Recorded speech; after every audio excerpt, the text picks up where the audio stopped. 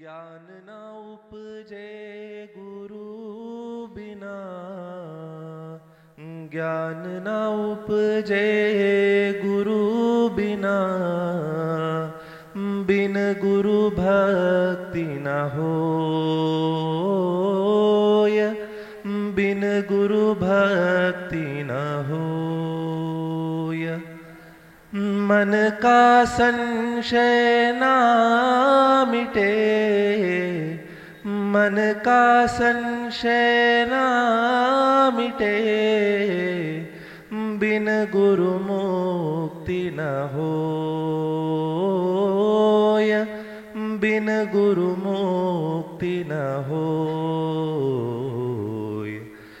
गुरुर्ब्रह्मा गुरुर्विष्णु गुरुर्देवो महेश्वरा, गुरुर्साक्षात् परब्रह्मा, तस्मै श्री गुरवे नमः। समदर्शी गुरु एक है, देता विद्या ज्ञान। समदर्शी गुरु एक है, देता विद्या ज्ञान। छल कपट रखता नहीं, छल कपट रखता नहीं, और नहीं अभिमान, और नहीं अभिमान। गुरुर्ब्रह्मा गुरुर्विष्णु गुरुर्देवो महेश्वरा। कृपा गुरु की जब होवे, नर नारायण जाईश्वरा।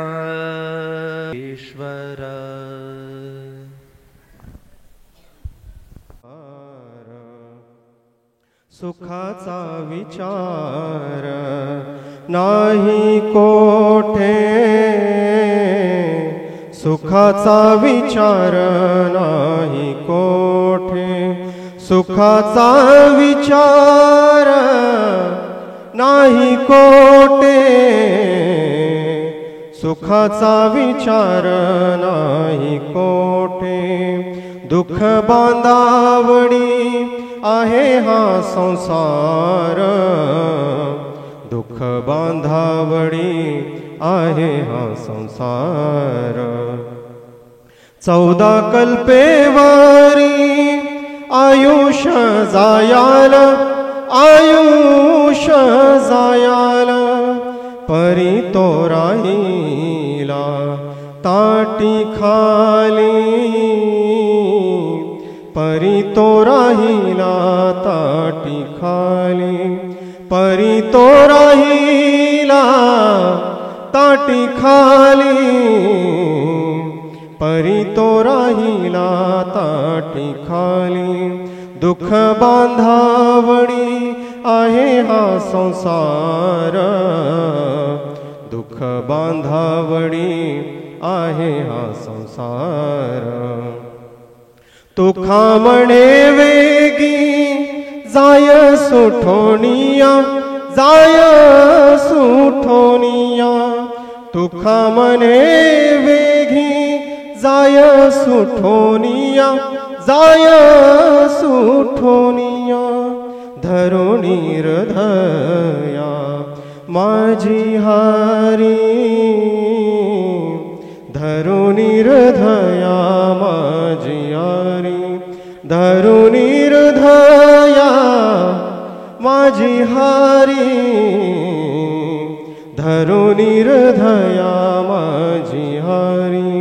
दुःख बांधावडी आहे हा संसार, दुःख बांधावडी आहे हा संसार। सुखाचा विचार नाही कोठे सुखाचा विचार नाही कोठे सुखाचा विचार नाही कोठे सुखाचा विचार नाही कोठे दुःख बांधावणी आहे हा संसार दुःख बांधावणी आहे हा संसार आहे हा संसार। रामकृष्ण। जानते हैं बंदे के दिल में क्या है, मेरे राम जानते हैं। आता कहाँ से कोई, जाता कहाँ है कोई, आता कहाँ से कोई, जाता कहाँ है कोई। युग युग से इस गति को मेरे राम जानते हैं। जो भी भला बुरा है श्री राम जानते हैं। बंदे के दिल में क्या है मेरे राम जानते हैं। नेकी बदी को अपने जितना भी हम छुपा ले, नेकी बदी को अपने जितना भी हम छुपा ले, श्री राम को पता है मेरे राम जानते हैं। बंदे के दिल में क्या है मेरे राम जानते हैं। किस्मत के नाम को तो सब जानते हैं, लेकिन किस्मत के नाम को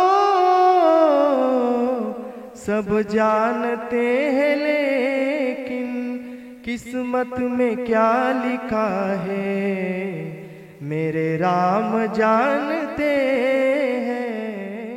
बंदे के दिल में क्या है मेरे राम जानते। के चरणों में कोटि कोटि प्रणाम। आप सभी को हरिओम। मेरा नाम स्वरूपानंद है। आज का मेरा विषय है कलयुग का मानव। तो मैं आज कलयुग के मानव के व्यवहार के बारे में इस गीत के माध्यम से आपको समझाना चाहूँगा। मैं धूम्रपान का आदी हूँ, भोले को भांग चढ़ाता हूँ, प्रसाद में चढ़ाई भांग को फिर मैं ही लेके जाता हूँ। यार दोस्त बुलाता हूँ, ऐसा माहौल बनाता हूँ, चिलम में भर के माल को मैं फिल्म में ही खो जाता हूँ। मंदिर तो आता जाता नहीं, ना पूजा ना मैं पाठ करूँ, ना भगवत गीता जानूँ, मैं यूँ रामायण का पाठ करूँ। पर तिलक लगाकर मस्तक पर कभी कभी धर्म की बात करूं और प्रशंसनीय बनने को दिखावे का राम राम करूं। जाने ऐसा क्यों हूँ मैं, ना सुधरने का प्रयास करूं। शनि मंगल को छोड़कर मैं कभी भी मदिरा पान करूं। मैं वही हूँ यारो जो कुल के बाजार में लड़की घूरता, मंदिर में बैठी माता को मैं देवी समझ के पूजता। बाहर जाती बहन तो मैं सदा जाने से रोकता, माहौल थोड़ा गंदा है मैं बात बात पर टोकता। मैं रोकूं ना मैं खुद को कभी जब खुद आवारा घूमता, मैं सोचूं ना मैं खुद कभी पर नारी को जब देखता। मैं अपनी माँ को माँ मानूं, बहना को गहना मानूं मैं, पर बात पराए किया है तब ना किसी का कहना मानूं मैं। यदि अत्याचार हो स्त्री पर मोमबत्ती मैं भी जलाता हूँ, दुनिया को बदलना चाहूँ पर मैं बदलना खुद को पाता। मैं मजे मजे में कभी कभी थोड़ी गाली भी दे देता हूँ, यदि मुझे दे कोई तो मैं खुद कभी ना सहता हूँ। उस पुतले वाले रावण को हर बरस मजे से जलाता हूँ, भीतर में बैठे रावण को मैं सदा सुरक्षित पाता। परिवार पशु का खाकर मैं कुछ चैन की नींद सोता हूँ। यदि अपना कोई मर जाए तो मैं फूट फूट कर रोता हूँ। बकरा मुर्गा मछली को मैं बड़े शौक से खाता हूँ। जब बात आएगी गौ माता की पशु प्रेमी बन जाता हूँ। इंसान नहीं हैवान हूँ मैं जो जानवर खा जाता हूँ। मुर्गे की टंगड़ी मुख मेरे कुत्ते पे प्रेम दिखाता हूँ। मेरे लंबे लंबे दांत नहीं ना पूरा पूरा दानव। इंसानी वेश में दिखता हूँ मैं तो कलयुग का मानव। मैं तो कलयुग का मानव हूँ। मेरे ही जैसों के कारण आज गंदा ये समाज है। मेरे ही जैसों के कारण आज होते सारे पाप है। मेरे ही जैसों के कारण गंदा ये समाज है। मेरे ही जैसों के कारण नारी आज लाचार है। मेरे ही जैसों के कारण बढ़ता दुराचार है। मैं ऐसा ही हूँ यारो ना तुम ज्यादा मुझसे बात करो। यदि मिलना चाहो मुझसे तो तुम भीतर अपने झांक लो। तुम सारे ही ऐसे दिखते हो भीतर के मन के मेले हो। सब बैठा दिखावा करते हो। काली माँ के नाम पे तुम पशु बलि दे देते हो। फिर सारे मांस को साथ में फिर मिल बांट कर खाते हो। घर से भर के कचरे को तुम नदी में फेंक जाते हो। लोटा भर के गंगा जल को घर में लेके आते हो। ये कैसी तुम्हारी नीति है तुम जाने कैसे ज्ञाता। ईश्वर को भी ना छोड़ा तुमने विश्व के विधाता को। अरे ऐसे जोड़ा भोले को रक्त से काली माता को। मदिला से जोड़ा भैरव को कर दिया कलंकित दाता को। सब सारे उल्टे कर्म करते लेके धर्म के नाम को धीरे धीरे बदनाम करते सनातन की शान को। अरे सनातन तो वो है जो महिला का मान सिखाता है। इंसानों में इंसानियत जा कोई ना मांस खाता है। सब दया भावना रखते हैं पशु प्रेम किया जाता है। आदर से देखे बहनों को नारी को पूजा जाता है। नारी के रक्षण हेतु यहाँ मुंड काट दिए जाते हैं। रामायण महाभारत महासंग्राम किए जाता है। सनातन तो वो है जो कण कण की पूजा करता है। लगाव रखे हर प्राणी से हर जीव की रक्षा करता है। पर देखो इस समाज को अब कैसी इनकी सोच है। जीव का भक्षण करके किंचित करते ना संकोच है। दया भावना रखो यारो है विनती मेरी समाज से। जो सुन रहा इस गीत को वो बदल लो खुद को आज से। समाज बदल नहीं सकता मैं खुद को बदल तो सकता हूँ। तो क्यों ना बदलूँ आज से जब आज ही कर सकता हूँ। परमात्मा का अंश हूँ जो चाहे वो कर सकता हूँ। लो छोड़ के सारे बुरे कर्म मैं मानवता पर चलता हूँ। क्यों इंतज़ार करें हम सब श्री कृष्ण के अवतार का। हम सब मिलकर निर्माण करें सतयुग से समाज का। जहाँ पशु को पूजा जाता हो और मांस कोई ना खाता हो। हर मानव में मानवता हो ना मानवता दिखावा हो। धन्यवाद। यदि मुझसे कोई बोले च्या चरणावर नतमस्तक होऊन महाराजांच्या चरणावर नतमस्तक होऊन उपस्थित सत्संग परिवारांना माझा हरिओम. माझा विषय सेवा. सेवा म्हणजे पुंडलिकाने आईबाबाची सेवा केली होती तसं आपण बी आपल्या आईबाबाची सेवा करावं. तर पुंडलिका आधी आईबाबाची सेवा बी करत नव्हता आणि आईबाबाने सांगितलेलं ऐकत बी नव्हता. तो पुंडलिकाने आईबाबाची सेवा कशी केली म्हणजे पुंडलिकाने काशीला यात्रा निघली. तर पुंडलिकाने काशीला जाता जाता तिथं एक आश्रम म्हणायचं होतं. त्या आश्रममध्ये कुकुट स्वामी म्हणायचे होते. त्या स्वामीपाशी गेले आणि स्वामीला विचारले की काशीची रस्ता कुठं आहे. तर मी कधी काशीला गेले नाही आणि मला रस्ता माहीत नाही.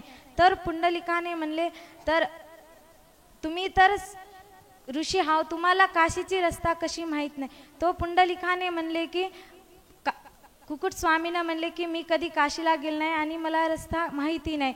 तो पुंडलिका वापस अजून जात आहे. तर एका 3 स्त्रियाचा आवाज आला. गंगा यमुना आणि सरस्वती. ते स्त्रिया बोलू लागल्या. तर अजून आश्रमामध्ये मी आताच गेलतो स्त्रिया तिथं नव्हत्या. तर आवाज स्त्रियाचा ऐकून अजून आश्रमामध्ये आला. तो स्त्रिया आहे ना आश्रमाची सेवा करीत असतावेळी पुंडलिकाने बघितला आणि ते स्त्रियांना विचारला. तर पुंडलिकाने काय चुकले असेल तर महायोगपीठे तटे भीमरथ्या वरं पुण्डरीकाय दातं मुनीन्द्रे समागत्य तिष्ठं तमानन्दकन्दं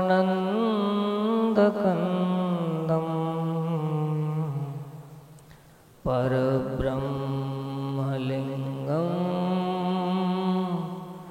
भजे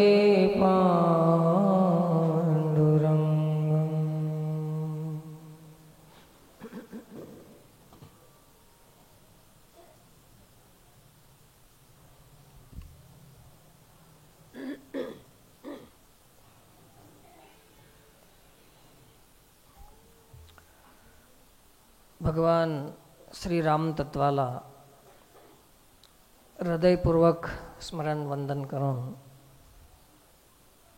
श्री गुरुचं स्मरण वंदन तसेच उपस्थित समस्त भाविकांनाही प्रणाम.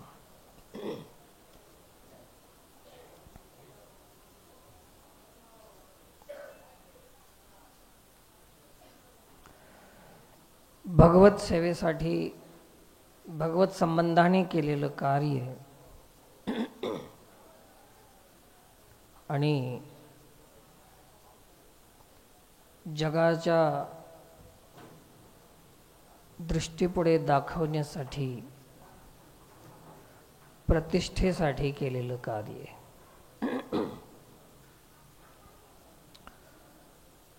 जोपर्यंत आम्हाला आमची प्रतिष्ठा,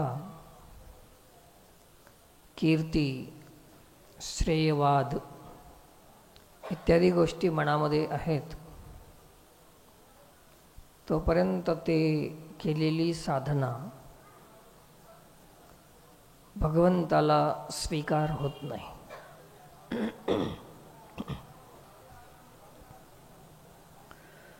सध्या काळ असा बदलत चाललेला आहे. बदलत्या काळाचा परिणाम सांगण्याचा प्रयत्न करावा.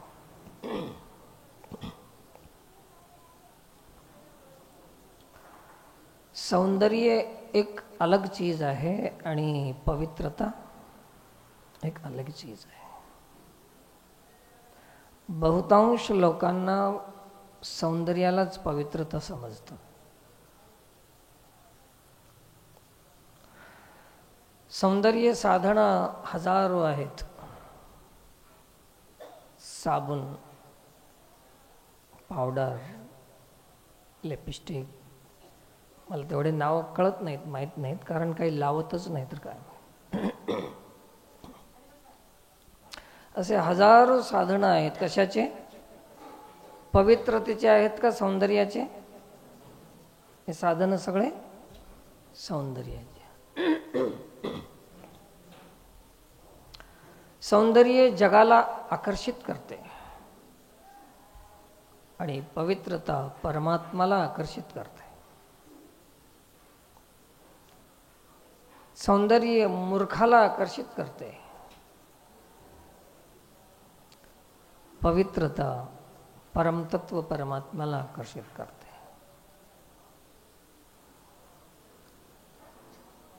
आपण सध्याच्या काळामध्ये सौंदर्याला तर 101% 100% आपण महत्त्व देत आहोत.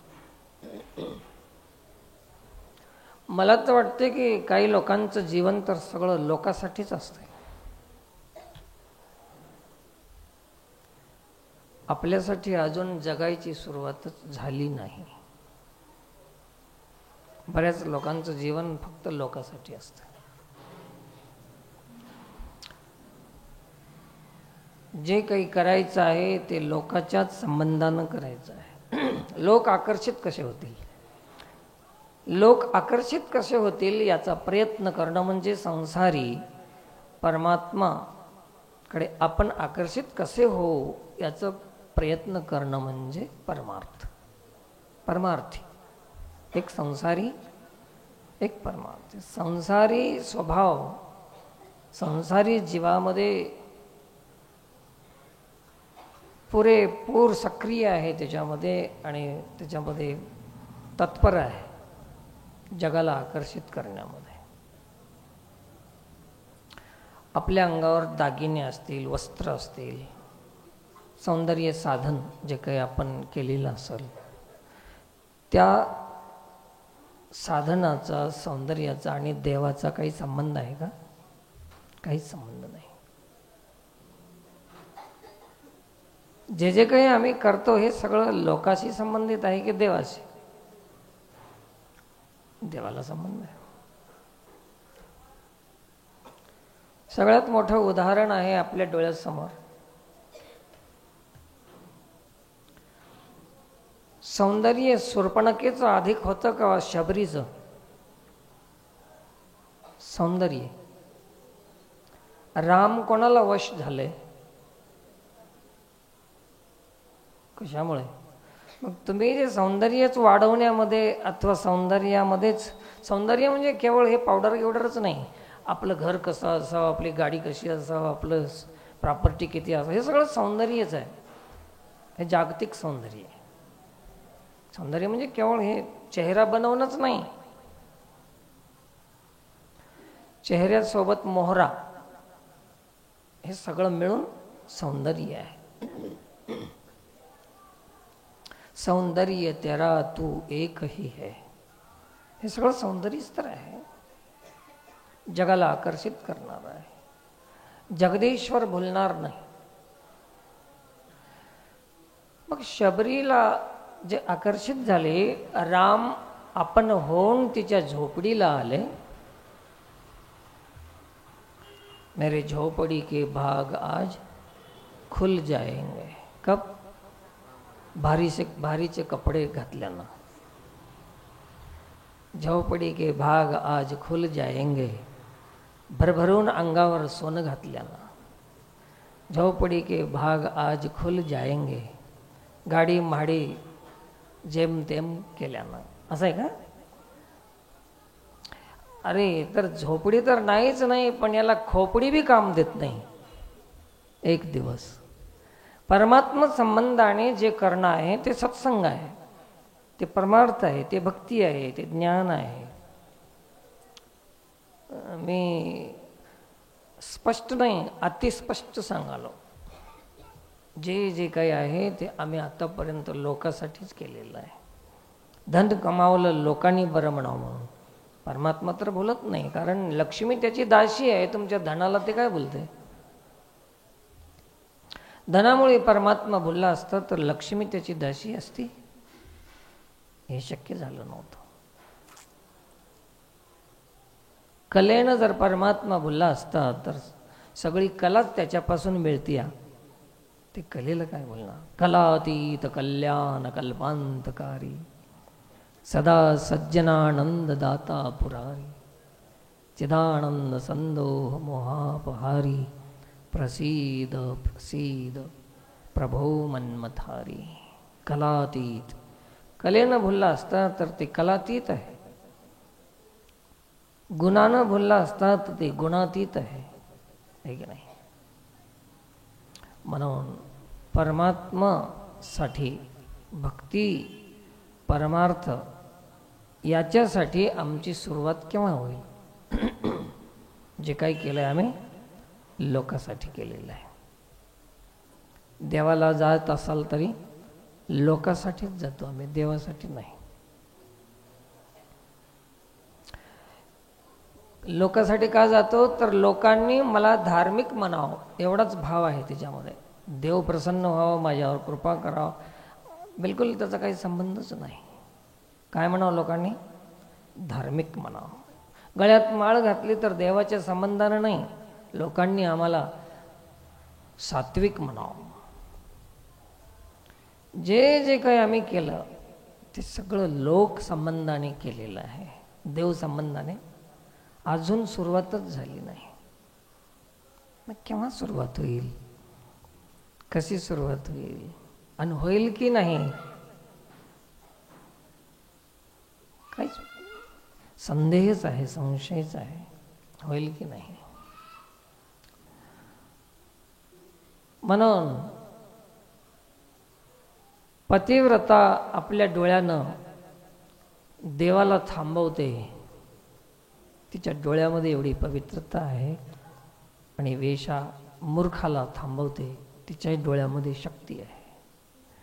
तर आमचं जे काही आहे हे सौंदर्य असेल, जे काही प्रॉपर्टी, जे काही आमच्याकडे आहे, संपदा आहे, प्रतिष्ठा आहे, सगळं लोकसंबंधाने आहे. देव संबंधाने अजून आमची सुरुवात झाली नाही. काय म्हणतील लोक, तुला काहीच म्हणणार, परंतु लोकच यानंच असं फिक्स करून घेतलं की काय म्हणतील, काहीच म्हणणार. आता मला तर काहीच म्हणणार गेलेत लोक, काही नाही तर बी अजून भ्रांती जात नाही माणसाची की काय म्हणतील लोक, काहीच म्हणत नाही. लोकांचं काय म्हणणं आहे, पर लोक म्हणतील बी, काय म्हणतील म्हणून, काय म्हणतील सांगा. तुम्हाला लोक काय म्हणतील याची चिंता आहे, परंतु ज्या परमात्म्याचे आम्ही आहो त्या परमात्म्याला काय वाटेल असं अजून वाटलं नाही. जो आपला आहे त्याची काळजी आम्ही अजून केली नाही.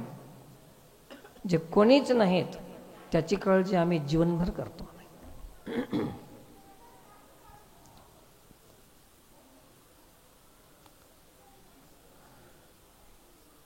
एक म्हण आहे,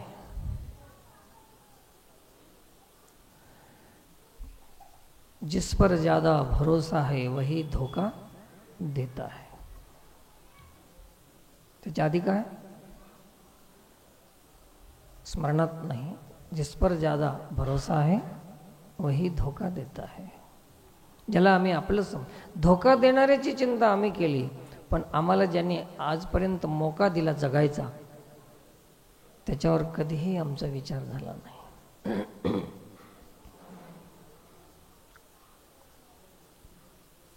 काल सांगता सांगता एक आठवलं मला, खरंच परमात्मा किती दयाळू आहे, किती कृपाळू आहे. दोन दोन गोष्टी झाल्या घरामध्ये, परिवारामध्ये, तर एकमेकाचं बोलणं बंद होऊन जाते, शत्रुत्व पैदा होते. एवढंच नाही तर फारकत होती, सोडून देते, आहे की नाही. अशा व्हायलात की नाही फारकती समाजामध्ये. लग्नापेक्षा फारकती जास्त वाढल्या आता. लग्न कमी, फारकती जास्त झाल्या. काय कारण? थोडीशी चूक झाली तर ते आपणाला सोडून देते. हजारो चुका जन्मल्यापासून आजपर्यंत आम्ही करीत आलोत, परंतु अजून आपणाला सोडून गेला नाही,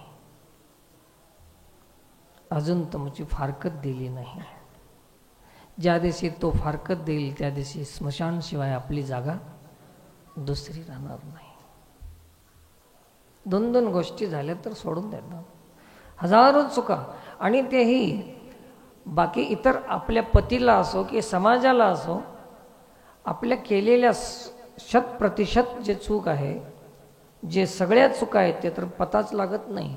पण ज्याला आपण मनात जरी चुकलं तरी ज्याला पता लागते, तरी एवढं सहन करते, ते किती दयाळू असेल, किती कृपाळू असेल. त्याला कळत नाही का?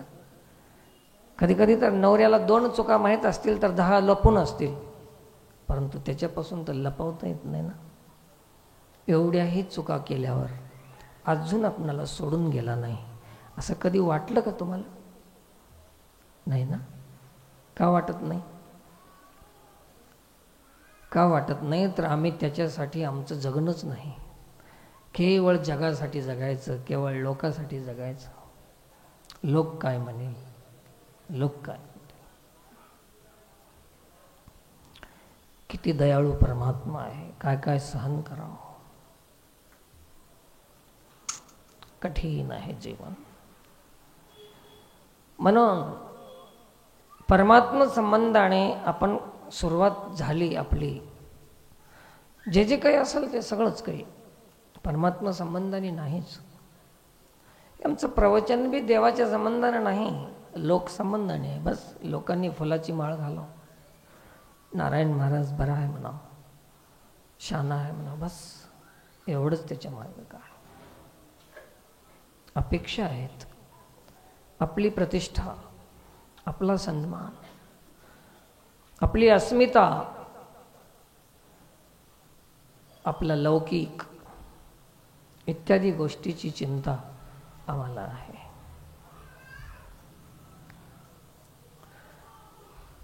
काल एक सांगितलं मी की ते कीर्तनाला जाताना पटका बांधलो. म्हणलं हे पटक्याचा काय उपयोग काय असेल. अशाच माता भगिनी बसून होत्या, त्यांना विचारलो की हे नाटकच आहे, कीर्तनाचा आणि पटक्याचा काही संबंध आहे का, कशाला लावला असेल, फक्त चांगला दिसावं महाराज असं असं. मग ते एका मातेनं सांगितले की म्हणले तसं नाही महाराज, की हजारो लोकांमध्ये कीर्तनकार कोण आहे असं ओळखू यावं म्हणून पटका बांधावं लागतं. जरा थोडं बरं वाटलं जरा, नाहीतर कंठाळा आला सगळ्या गोष्टीचा. आता सगळं लोकांसाठी, देवाचा आणि पटक्याचा काही संबंध.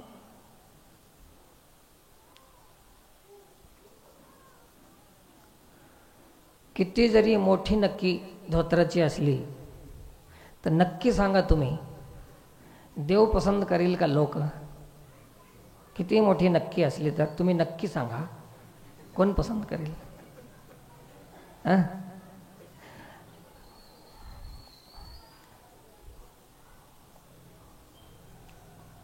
किती भारीचा कोट अंगात घातला तर देव पसंत करेल का जग पसंत करेल तुम्हाला?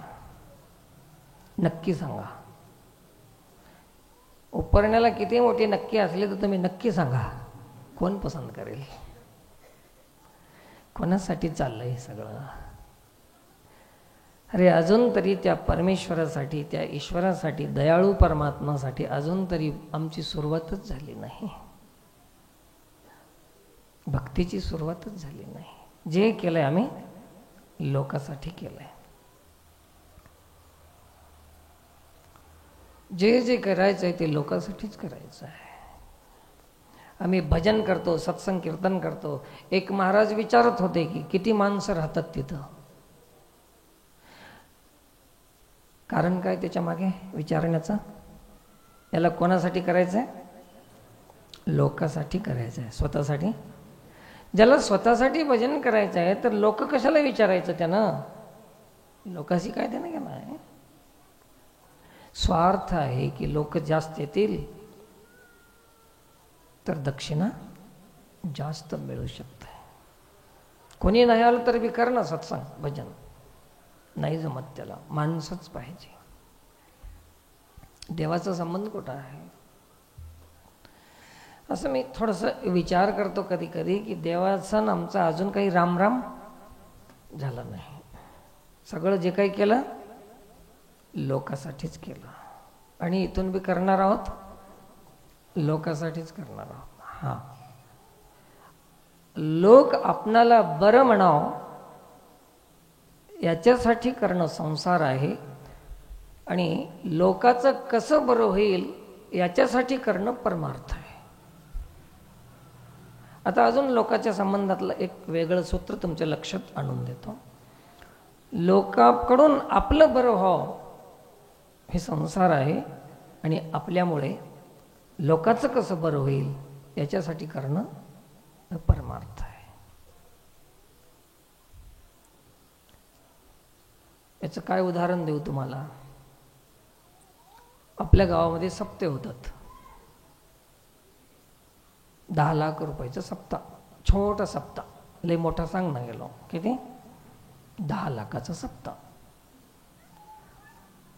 सप्ता झाला, 7 दिवसामध्ये सप्ता झाला.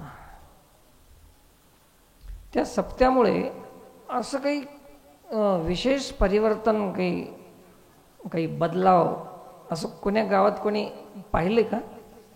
झाले का काही?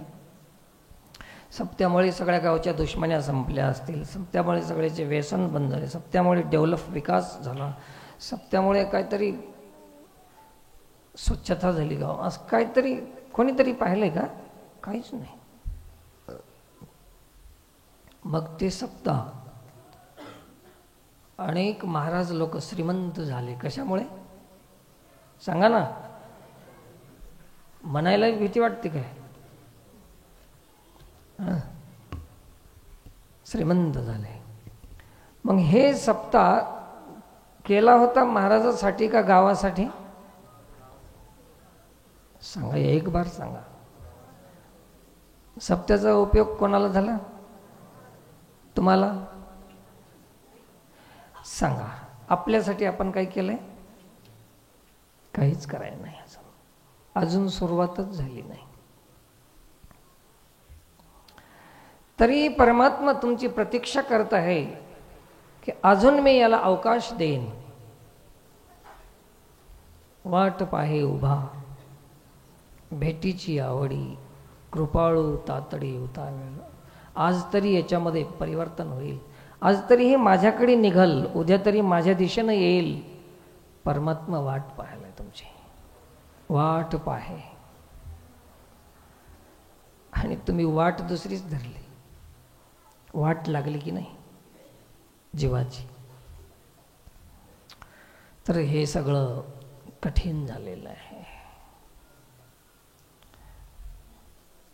एक उदाहरण सांगतो तुम्हाला. एक लोखंडाचा भाग आहे इकडं डावीकडे. समजा हे किती आहे? काय आहे? हे लोखंड आहे. तुम्हाला इथं बोर्ड असतं तर लिहून दाखवत होतो, पण इथं असंच सांगतो. हे लोखंड आहे 10 किलो. आणि हे सोनं आहे. सोनं काळं आहे ना, एक धार समजा. हे सोनं आहे. हे 1 तोळा आहे. एक छटाक समजा, जाऊ द्या, आपल्याला काय पैसे द्यायचे. 1 छटाक सोनं आहे आणि 10 किलो लोखंड आहे. 2 बाजूला सोनं आणि लोखंड आहे. आणि दोन्हीच्या मध्यभागामध्ये 1 तोळा सोनं आहे. किती? सोनं.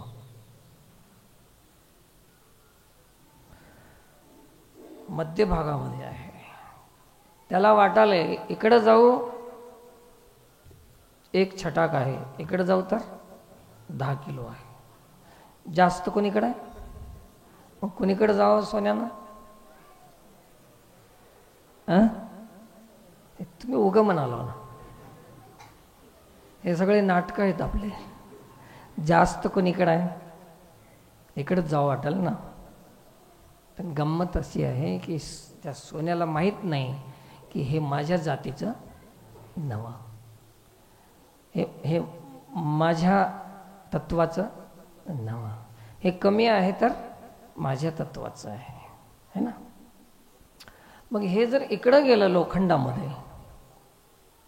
लोखंडामध्ये आणि इकडं आलं तर 1 छटाकमध्ये आलं तर 1 तोळा सोनं 1 छटाकमध्ये गेलं तर किती झालं सोनं? 1 छटाक 1 तोळा झाला. ओके. आता हे सोनं इकडं 10 किलोमध्ये गेलं तर किती झालं सोनं?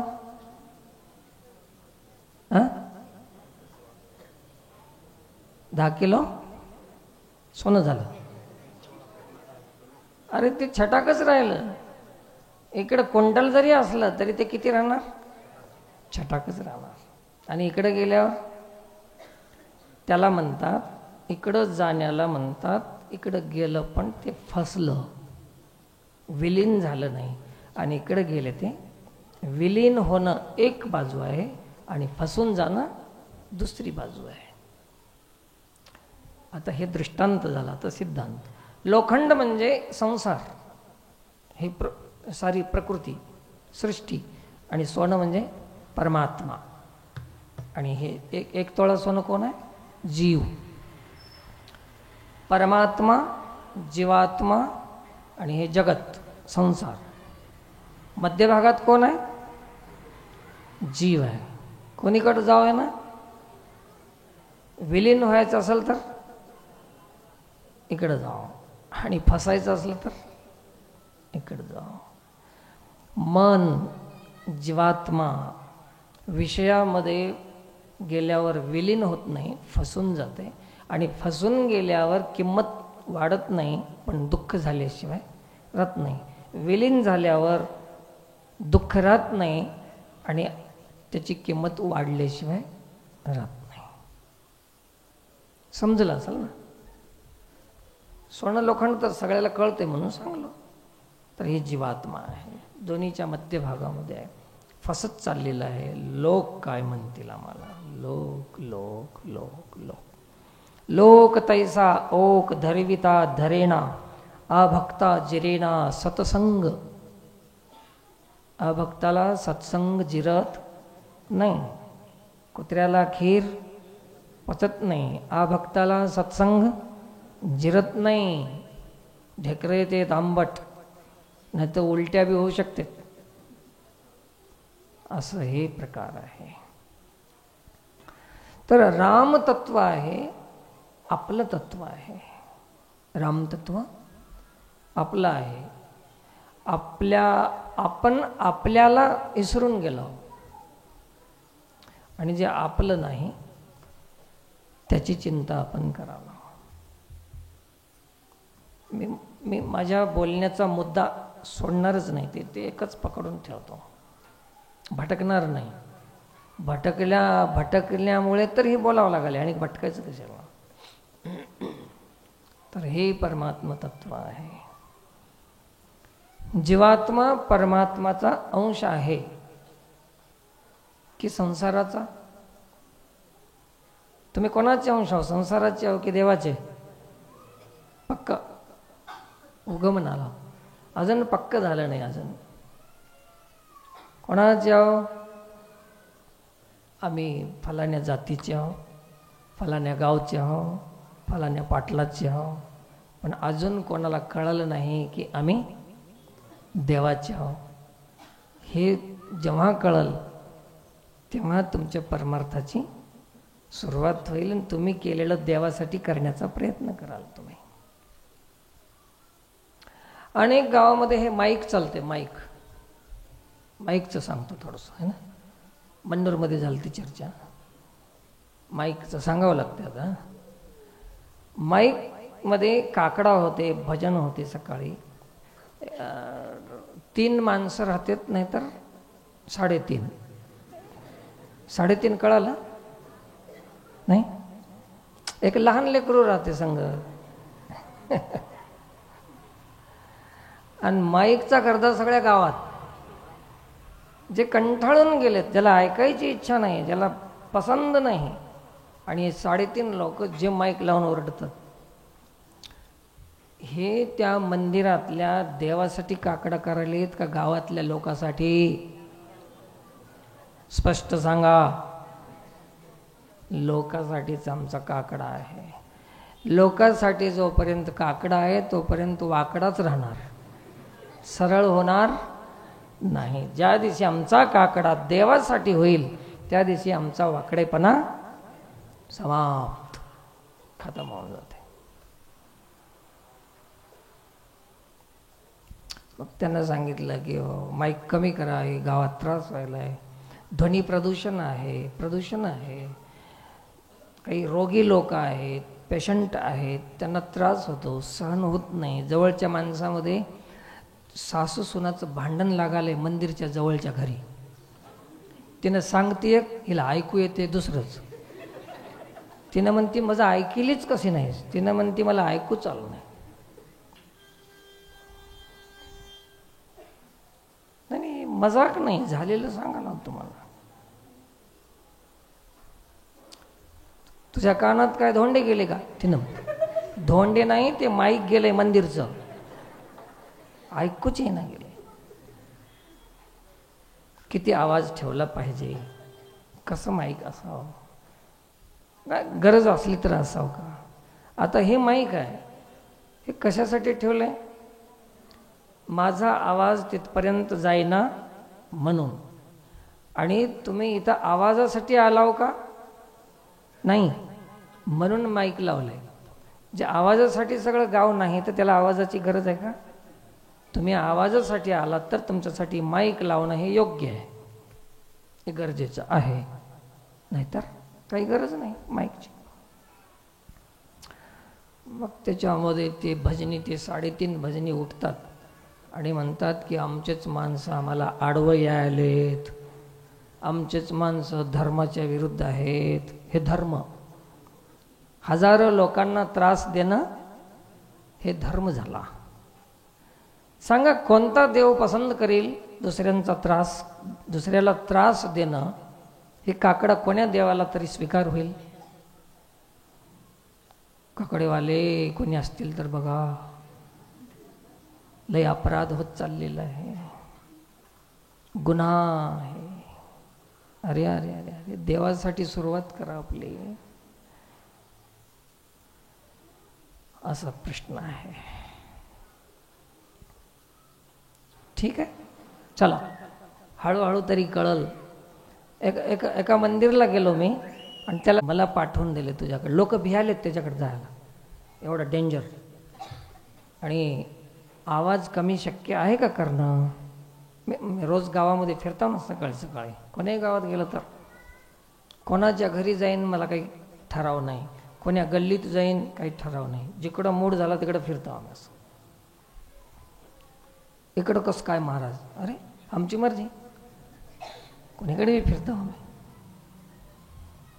तर ते गेलो आणि त्याला सांगितलं थोडा आवाज कमी करशील का बाबा, लोकांचं म्हणणं आहे. त्यानं म्हणला आवाज कमी करणं म्हणला हे देवच गावातून माळावर नेऊन बसितो म्हणला. पण आवाज कमी केला नाही. हे कोणती भक्ती? लोकामध्येच परमात्मा आहे, लोकामध्येच लोकाभिरामम. कोणता राम? मंदिराभिरामम नाही, त्याचं नाव काय? लोकाभिरामम. लोकाभिरामसाठी करणं भक्ती आहे आणि लोक काय म्हणतील म्हणून करणं हे संसार आहे.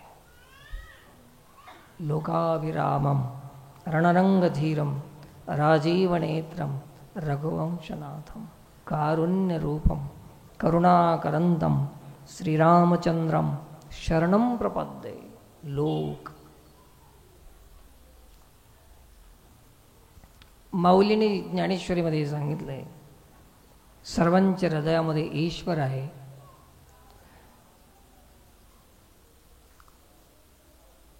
काय म्हणले? तैसा हृदयामध्ये मी राम.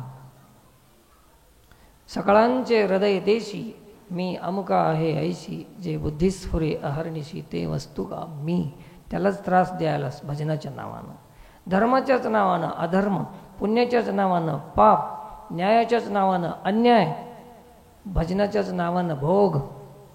पुरं उलट पलट होऊन गेलं. म्हणून आतापर्यंत या भजनाचा परिणाम आम्हाला मिळाला नाही. कुठलं सुख नाही, समाधान नाही, प्रसन्नता नाही, शांती नाही. देवासाठी केलंच नाही तर कुठून होईल? आता तरी सुरुवात करा. आता तरी पुढे हाची उपदेश. आता उघडी डोळे, जरी अद्यापि न कळे.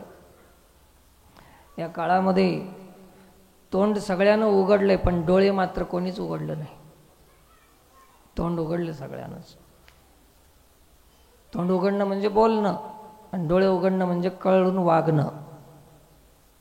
डोळे कोणाचेच उघडले नाहीत, फक्त तोंड उघडले. बोलता येते, सत्संग करता येते, कीर्तन करता येते, प्रवचन करता येते, वागता येत नाही. वागाय आलं डोळे उघडले, बोलाय आलं तोंड उघडलं. तर समाजामध्ये तोंड प्रत्येकानेच उघडलंय पण डोळे मात्र कोणाचे उघडले नाहीत. हे महत्त्वपूर्ण आहे. डोळे उघडणं महत्त्वाचं आहे. आता उघडी डोळे असं सांगाय नाही तुकोबार आहे ना. आता उघडी तोंड, आता उघडी डोळे. जरी अद्यापि न कळे दगड आला खोळे मातीची या पोटासी. आता उघडी डोळे. आता तरी डोळे उघड. आता डोळे उघडण्याचा प्रसंग आहे. डोळे उघडण्याची आवश्यकता आहे. आता आपल्या जीवनामध्ये आता गरज आहे डोळे उघडायची. काल एका ह्याच्यात सांगितलं सप्त्यामध्ये 7 दिवसाचा सप्ताह काय म्हणलं तर डोळे उघडण्यासाठी आहे. मांजरीन इल्यानंतर किती घर फिरत्या? कशासाठी? त्याचे डोळे 7 दिवस लागतात उघडाय. 7 दिवसाला त्याचे डोळे उघडले की सोडून देते त्याच्यावर, काळजी करत नाही. डोळे उघडणार तेव्हा तिला भीती असते की माझ्या लेकराचे डोळे उघडाय नाहीत, कुणीकडून बोक्या येईल आणि खाऊन जाईल. तसं 7 दिवस सप्ताह ठेवला तर 1 नाही 2 नाही तर 7व्या दिवशी तरी लोकांचे डोळे उघडतील. पण या आंधळेच्या आंधळेच तुका म्हणे कैसे, आंधळे हे जन गेले विसरून खऱ्या देवा. विसरून गेले, लोकाची चिंता केली पण आपल्यात बसलेल्या परमात्म्याची चिंता केली नाही. 2 चुका झाल्या तर आपणाला सोडून देणारं जग आहे. जन्मभर चुकलं तरी आपणाला सोडून जात नाही. ते किती जीवलग असेल, किती सुहृद असेल, ते परमात्मा किती दयाळू असेल. तेच रामतत्व आहे, तेच परमात्मा आहे. चला, राम वनवासामध्ये जाता जाता अनेक ऋषी मुनीची भेट, दर्शन, मार्गदर्शन करीत करीत करीत वनवासामध्ये चाललेले आहेत. आणि जाता जाता एक असा आश्रम लागला. शरभंग नावाचा ऋषी वनामध्ये वस्ती करत आहे. आयुष्य संपून गेलेलं आहे, शरीर जर्जर झालेलं आहे.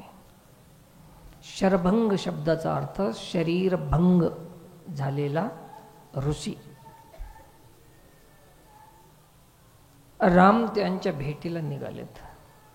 सुतीक्ष्ण नावाच्या ऋषीने सांगितलं की समोर शरभंग ऋषी आहेत, आपली प्रतीक्षा करायला. रामा, जा त्यांच्या भेटीला, तुम्हाला पुढचं मार्गदर्शन होईल. 14 वर्षाच्या वस्तीमध्ये तुम्हाला काय मार्गदर्शन करतील ते शरभंग ऋषी. जा. राम शरभंगाच्या आश्रमामध्ये गेले. दिव्य शरीर धारण केलेलं आहे. भंग झालेलं शरीर साधनाच्या बळानं काढून ठेवून झाकून ठेवलं. आणि राम यायले तर हे दुर्गंध शरीर कशाला म्हणून चांगलं शरीर धारण करून थांबले रामासाठी. राम आले असताना इंद्राचा रथ तिथं आला होता. एक विमानही सोबत आलं होतं इंद्राच्या. विमान स्वर्गाला घेऊन जाण्यासाठी स्वतः इंद्र आले होते. कोणाच्या आश्रमात? शरभंगाच्या आश्रमामध्ये. एवढा अधिकारी शरभंग ऋषी. स्वतः इंद्राला यावं लागलं. आश्रमामध्ये आले, विनंती करत होते की रामा ऋषी, मी आपल्यासाठी विमान आणलेलं आहे आणि आपणाला स्वर्गाला चालायचं आहे. शरभंग म्हणले की स्वर्गाला मी येणार नाही. शरभंग ऋषीसाठी सत्यलोकाहून विमान आलं होतं. शरभंग ऋषीसाठी स्वर्गाहून विमान आलं होतं. एवढंच नाही, 14 लोकाहून विमान आलं होतं. जे उंचवरचे 7 लोक आहेत, भू, भुवर, स्वर्ग, पितरलोक, ऋषीलोक, तपोलोक, जनलोक, महरलोक, असं करीत करीत सत्यलोकापर्यंतचं आमंत्रण कोणाला होतं? शरभंग ऋषीला. ते म्हणले नाही, कोण्याही लोकात मला यायचं नाही. का? लोकाभिरामम माझ्याकडे यायला आहे. लोकाची किंमत नाही मला. आपणाला कसं वाटते? चांगल्या माणसामध्ये थोडंसं 4-2 लीडर आले ना, त्यांच्या संग बसलं तरच आपणाला किती चांगलं वाटतं की आपण मोठ्या माणसासंग बसला. लोक देव नाही, लोक. काल एक कार्यक्रम होता, मला ढकलू फोटो काढला ते लोक. एक मंत्री आले होते, त्या मंत्र्यासोबत स्टेजवर होता आम्ही. खेलकूद कार्यक्रम होता ना काल. पुढे पुढे पुढे पुढे मग ते दुसरे माणसं म्हणायचे, ते महाराज आहे तो पुढे येऊ द्या. मी म्हणलो, मी महाराज बी नाही आणि मी नाराज बी नाही. काय कोणाला पुढे व्हायचं ते होऊ द्या. चांगल्या लोकांमध्ये बसण्याची अपेक्षा आहे. कशाहून चांगले? चरित्रानं का? पवित्र आहेत का सौंदर्य आहे त्यांच्याकडे? ज्याच्याकडे सौंदर्य आहे तेच आम्हाला मोठे वाटतात आणि ज्याच्याकडे पवित्रता आहे ते आम्हाला लहान वाटतात. ही किती मोठी भूल आहे जीवाची. तर ते एवढे लोकातून आमंत्रण आलं तरी त्यांनी त्या आमंत्रणाला ठोकरून दिलं. कशासाठी? लोकाभिरामम, माझ्या आश्रमाला राम येणार आहे. राम दर्शनाच्या पुढे स्वर्गलोक तुच्छ आहे. राम दर्शनापुढे सत्यलोक तुच्छ आहे. अरे ह्या लोकामध्ये तरी उपाधी आहे, द्वेष आहे, द्वंद्व आहे, स्पर्धा आहे, पण राम भेटल्यानंतर निर्द्वंद निशंक होऊन जाते माणूस, जीव. म्हणून इंद्राला परत वापस करून टाकून दिले की मी तुमच्या विमानामध्ये येणार नाही. मी माझ्या स्वबळानं रामदर्शन झाल्यानंतर कुठं जायचं ते मी जाईन. मला तुमच्या विमानाची आणि याची गरज नाही. निराश होऊन स्वर्गावर इंद्र निघून गेले परत. शर्भंग ऋषी वाट पाहत होते. राम आले. रामाचं पूजन अर्चन केलं शर्भंग ऋषीनं. रामानेही शर्भंग ऋषीला साष्टांग दंडवत प्रणाम केला. बसले, चर्चा झाली, सगळ्या गोष्टी सांगितल्या. सांगितलं की म्हणले रामा तुमच्यासाठी मी राहिलेलं आहे. फक्त मला संसारासाठी जगण्याची इच्छा माझी तेव्हाच संपून गेलेली आहे. जाता जाता वेळ आहे ना तुम्हाला का संपला? अजून दुसरं काही नाही ना प्रोग्राम आज? नाही. दोन जीवाच्या दोन शक्त्या आहेत. शक्त्या सांगून जातो आज. सांगू? एक प्राणशक्ती आणि दुसरी इच्छाशक्ती. किती आहेत? हे दोन शक्ती आहेत.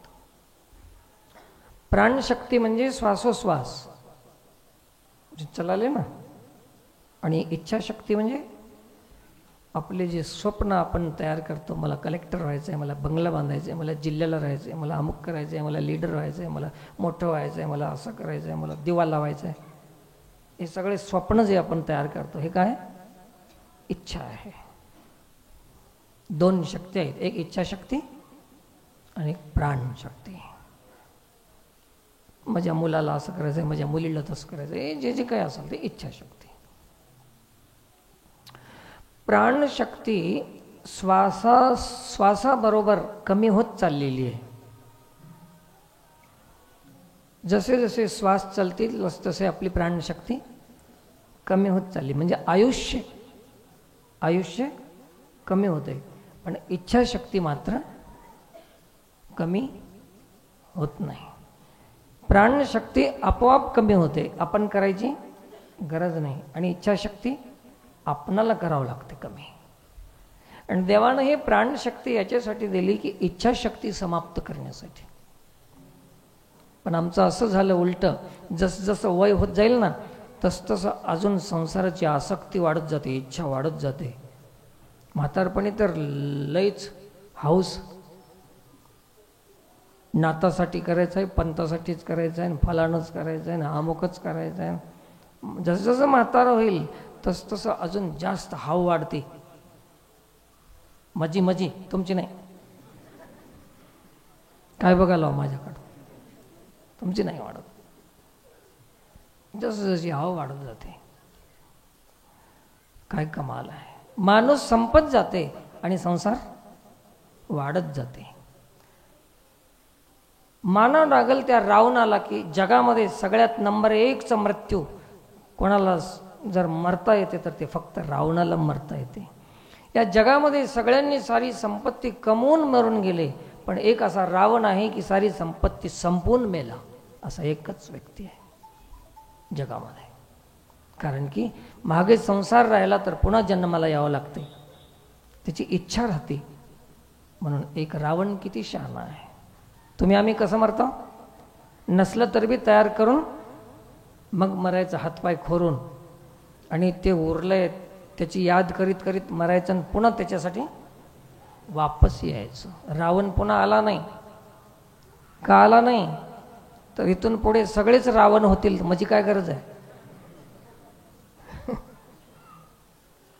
त्याच्यासाठी आला नाही. इच्छाशक्ती आपणाला संपवावं लागते.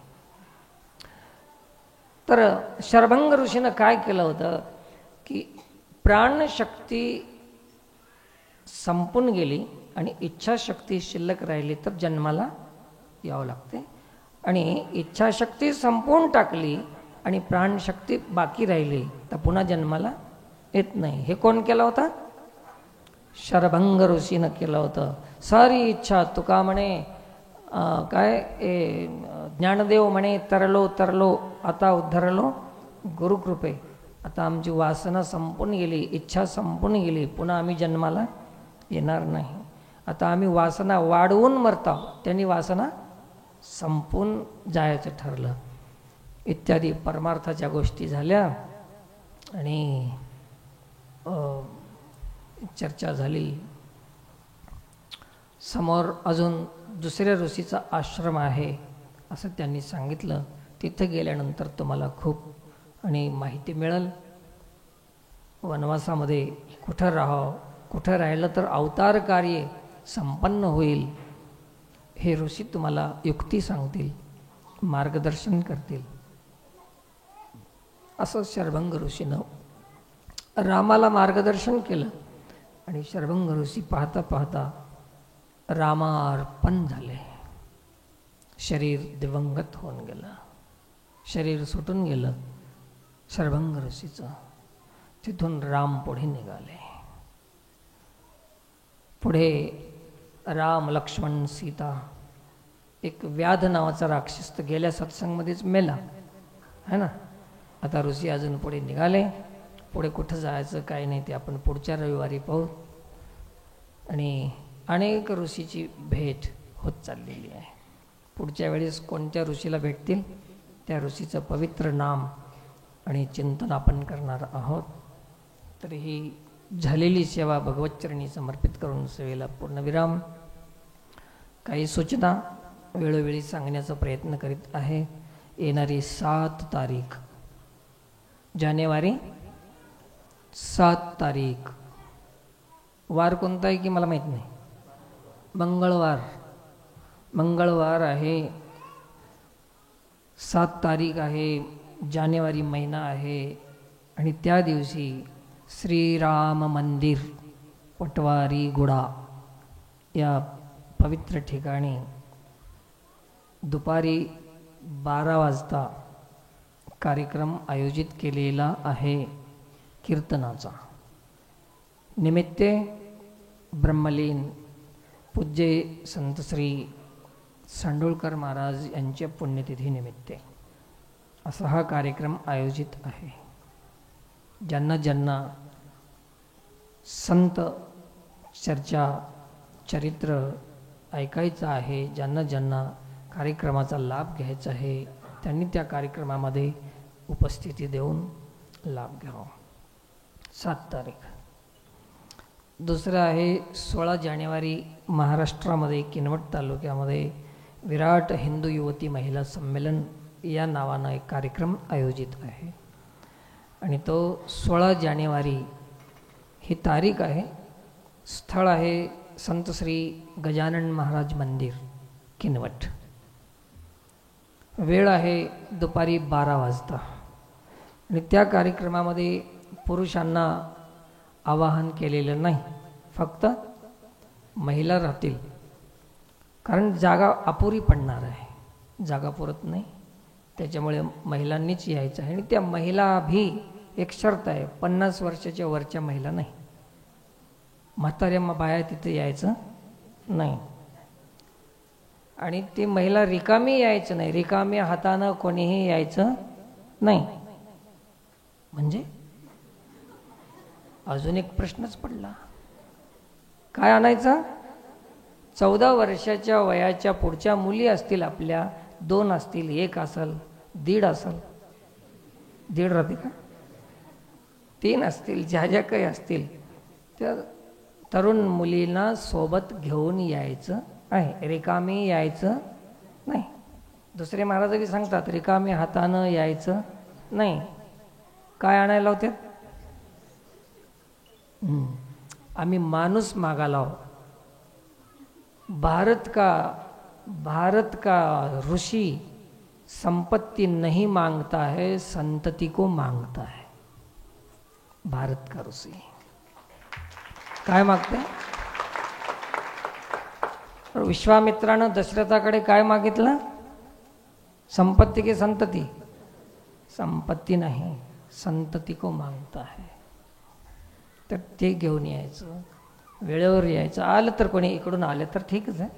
तसं किनवट तालुक्यामध्येच आहे तो कार्यक्रम.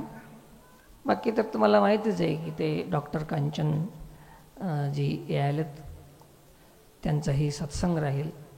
नारायण महाराजही येणार आहेत तिथं, त्यांचाही 5-10 मिनिट सत्संग राहील. आणि मीही जाणार आहोत तिथं कार्यक्रमामध्ये ऐकण्यासाठी. तर असा हा कार्यक्रम 16 तारखेचा आयोजित आहे. आता महाप्रसाद तयार आहे, सर्वांनी व्यवस्थित प्रसाद घ्यायचा आहे.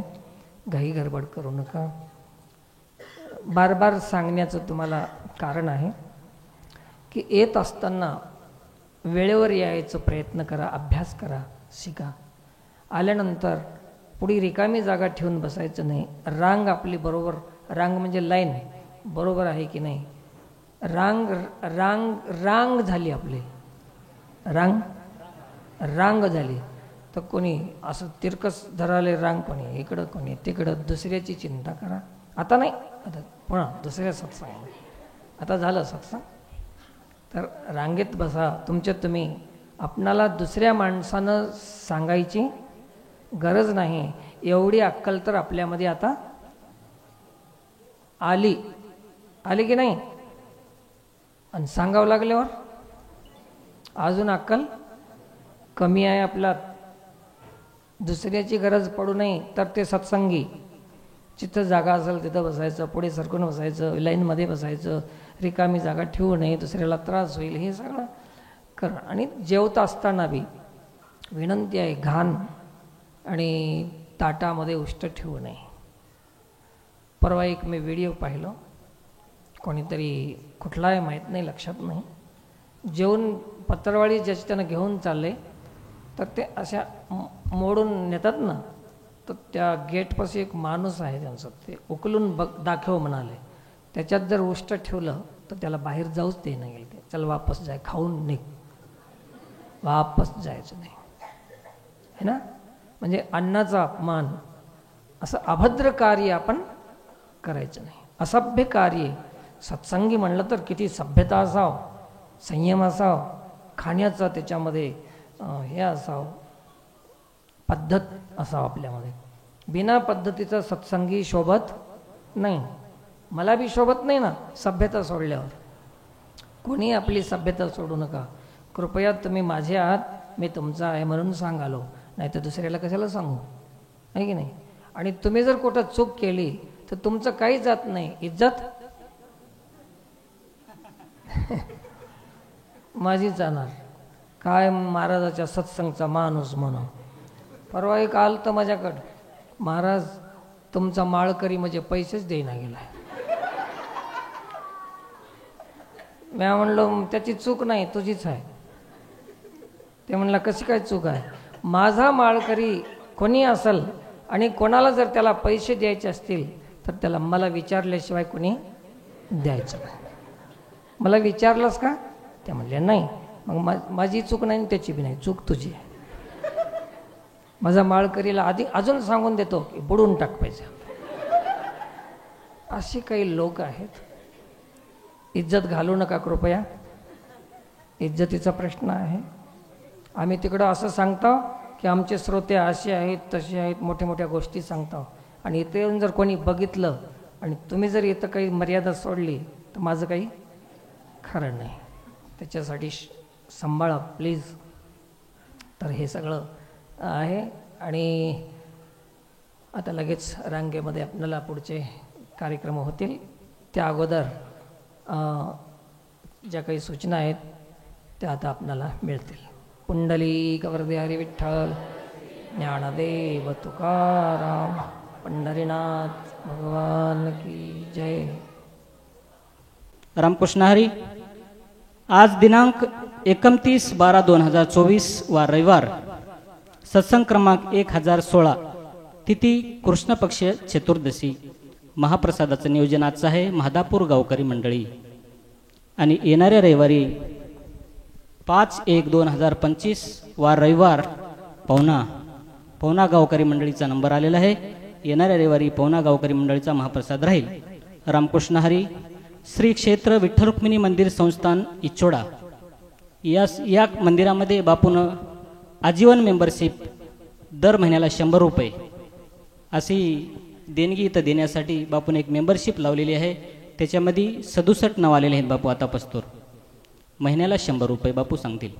हे मंदिर व्यवस्था चालण्यासाठी ज्यांची इच्छा असेल, जवळपासच्या परिसरातल्या सद्भक्तांना विनंती आहे, 1 महिन्यामध्ये फक्त 100 रुपये. आणि त्याची तारीख निश्चित राहील. महिन्याची पहिली तारीख जेव्हा येईल तेव्हा त्या पहिल्या तारखेला आपण 100 रुपये मंदिरमध्ये देऊन टाकायचे. ते 2 व्यक्ती आपणाला आहेत, त्यांचे नंबर तुम्हाला देतील. ते नंबर लिहून घ्यायचं. त्या फोनद्वाराही पैसे आपण पाठवू शकता, नाही तर रविवारी किंवा 1 तारखेला इथले पाठवून देऊ शकता. असं 100 रुपये प्रति महिन्यामध्ये 100 रुपये. कमी आहेत की जास्त आहेत?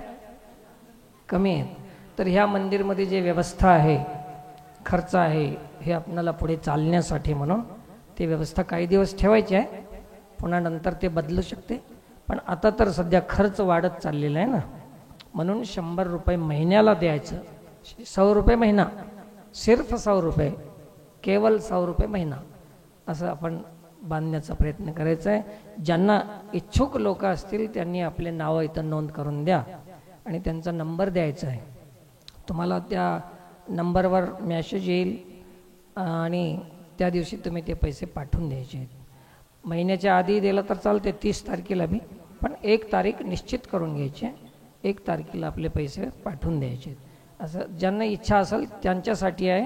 बाकी सत्संगला आल्यावर हे करावंच लागते असा नियम नाही. असा नियम केला तर मग सगळे अर्धेच होऊन जातील लोक. तर तसं बी नाही.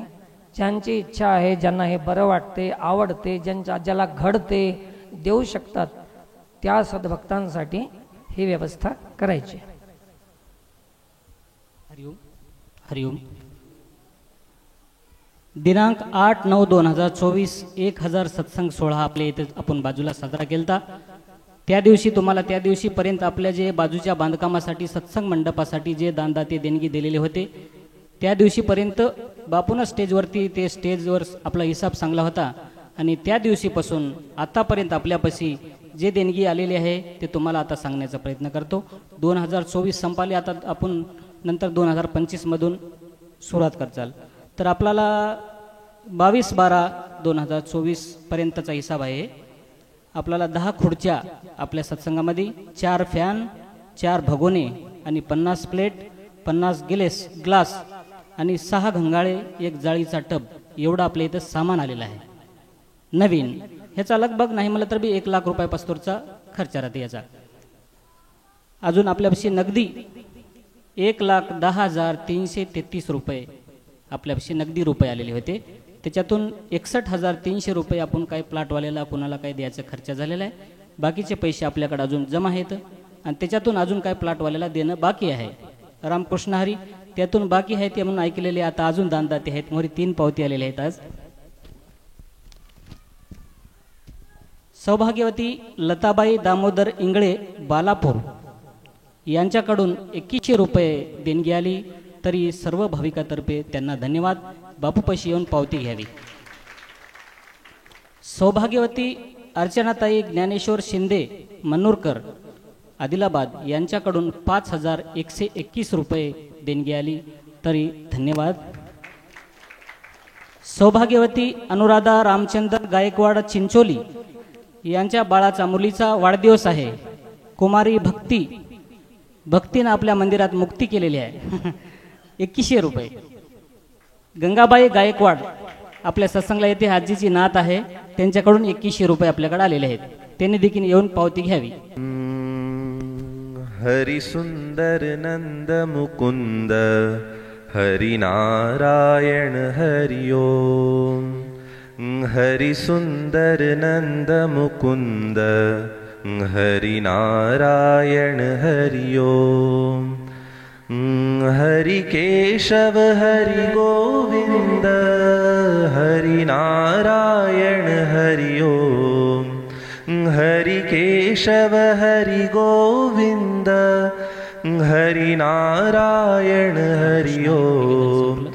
हरि सुंदर नंद मुकुंद हरि नारायण हरि ओम।